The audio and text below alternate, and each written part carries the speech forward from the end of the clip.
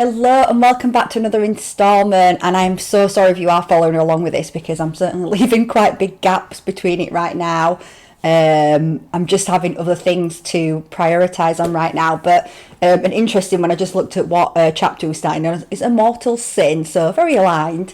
But let's just dive straight in, right? Let's call in our angelic guides, our guardian angels, our spirit teams, our ancestors. You know, the ancestors have been coming in so strong this last week.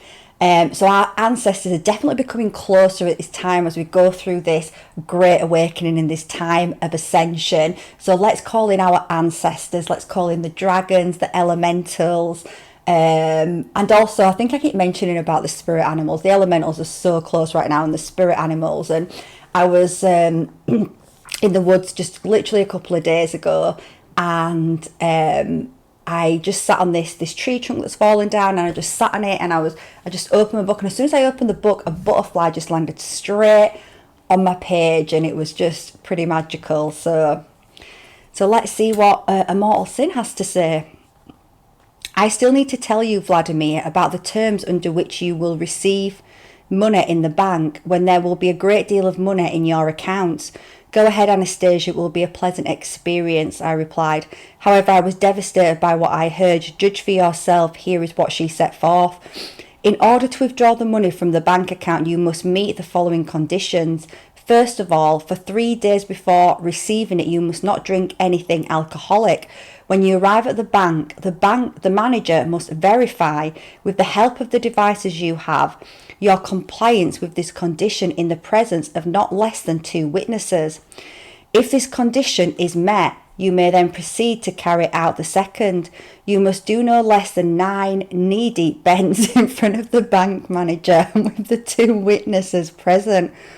When the significance, or rather the absurdity of her words finally sank in, I jumped up and stood up as well. And she stood up as well. I couldn't believe my ears and double checked. First, they're going to check my alcohol content, and then I am to do at least 9 knee deep bends in front of witnesses. Is that it? Yes, responded Anastasia. And for each knee bend, they will be able to release from your account no more than 1 million of your rubles at their present worth. I've no idea what that actually equates to in UK money, but I was overwhelmed by a sense of rage, anger and annoyance.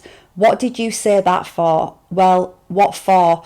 I was feeling so good. I believed you. I was starting to think that you were right about a lot of things, but there was logic in your arguments. But now I am absolutely convinced that you're a schizophrenic, a stupid hick, a mad woman. This latest thing you said has wiped out everything else. And isn't that interesting, right? Because I was actually talking to my friend about this the other day, because we do tend to do that as humans, right? We can be, I don't know, we can look at someone's work, let's say, or and people can tell us things, and we can be really really admire their work and stuff, and there can be just one thing that they do or say, and then we just write them off, which is pretty crazy as a human trait, right? But it is something that, you know, I have recognised that we can do sometimes. Okay. This latest thing you said has wiped out everything else. It's completely devoid of any sense of logic. That's not just my opinion. Any sane person would agree with me. Ha, don't tell me you also want me to write out these conditions in your book. Yes, now you've really gone mad. Do you mean to tell me you were planning to write out instructions to the banks or publish this order?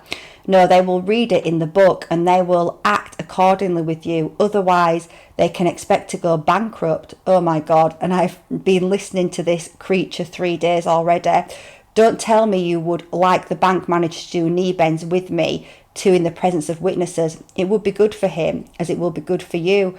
But for them, I have not set such strict conditions as I have for you. So you're only going, I mean, it would be interesting to see as these books continue, whether this actually plays out. Because obviously, reading this right now, these books have been published, you know. I'm just going to pull that blind down a second.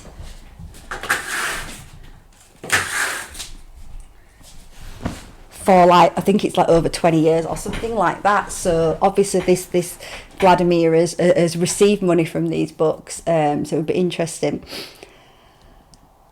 So it would be good for him as it will be for you, but for them I have not set such strict conditions as I have for you. So you're only doing it for my benefit. Do you have the slightest idea what a mockery you've made of me? See what the love of a crazy recluse can spill over into. Only it won't work. Not one single bank will ever agree to serve me under those conditions.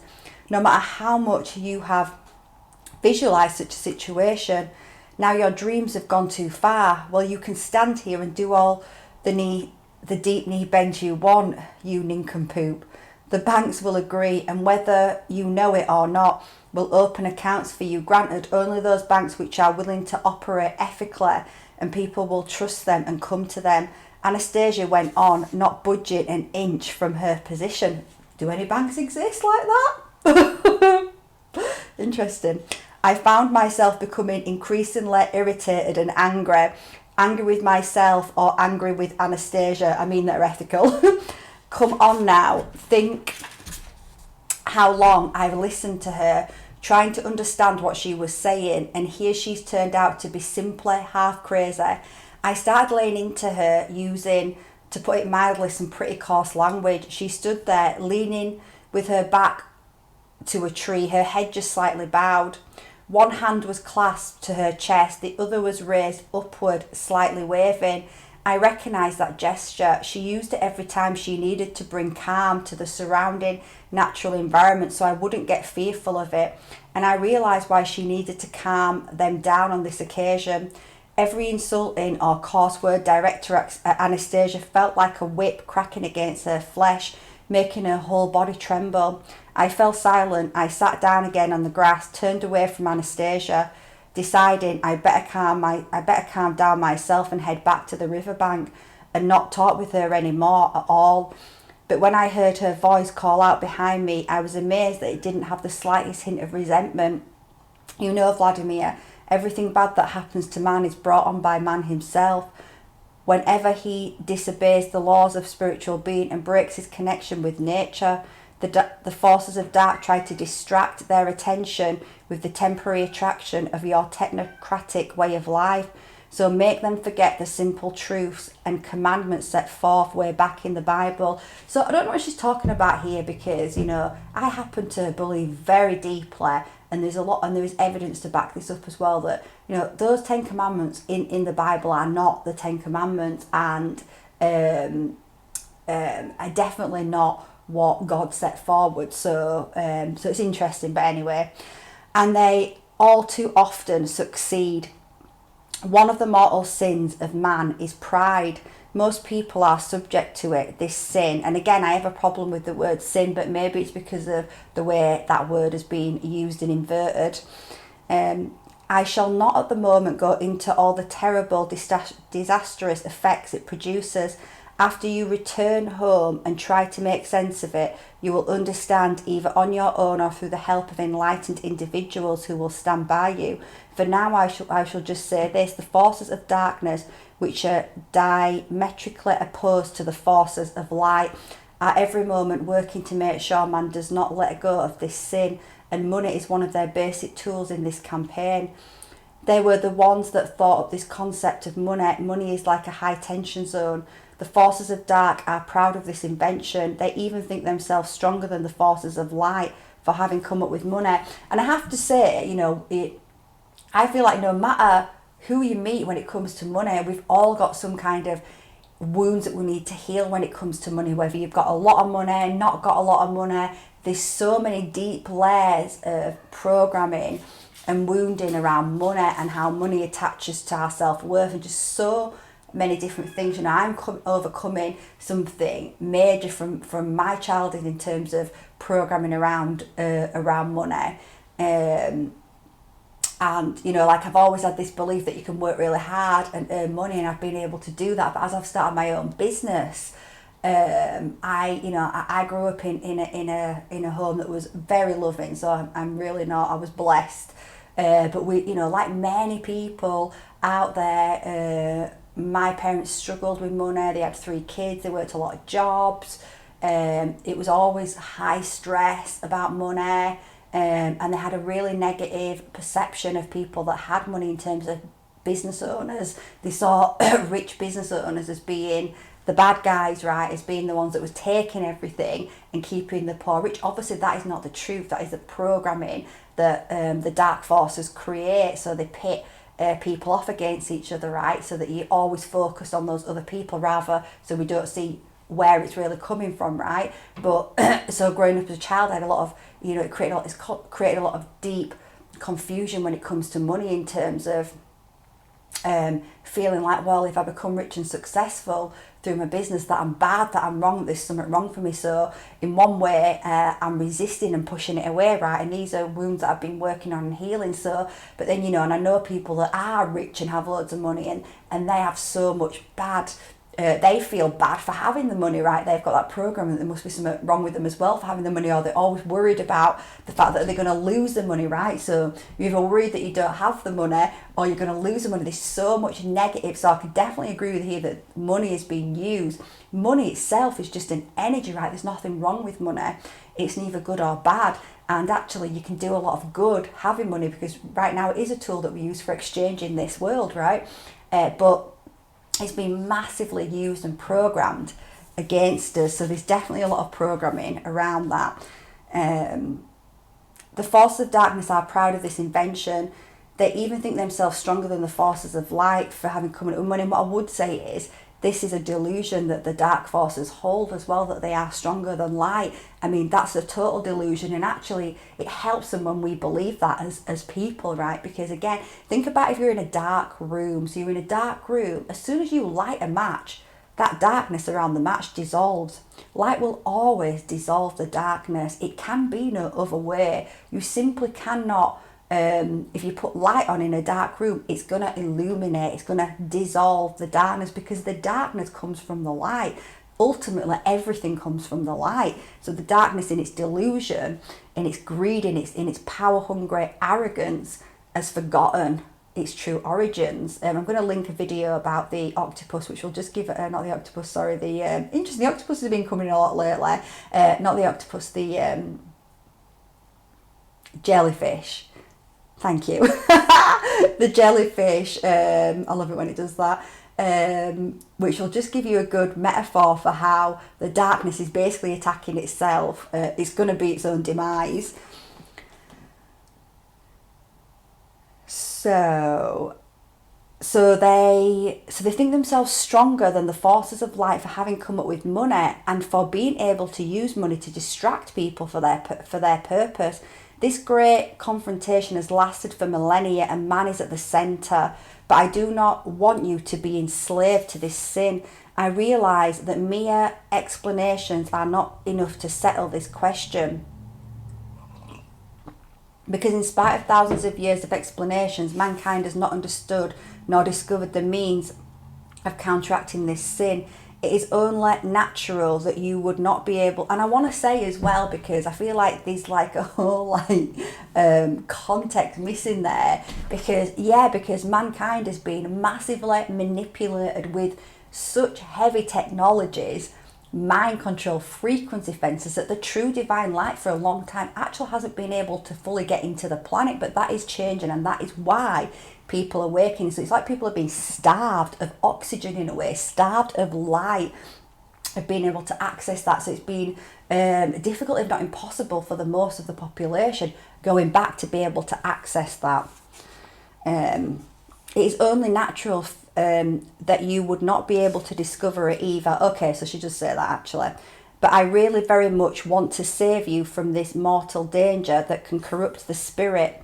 That is why I thought up a special situation just for you, one that would cause this device of the dark forces, of the forces of dark, less to be broken or fail, or even work the opposite way for the extermination of the sin.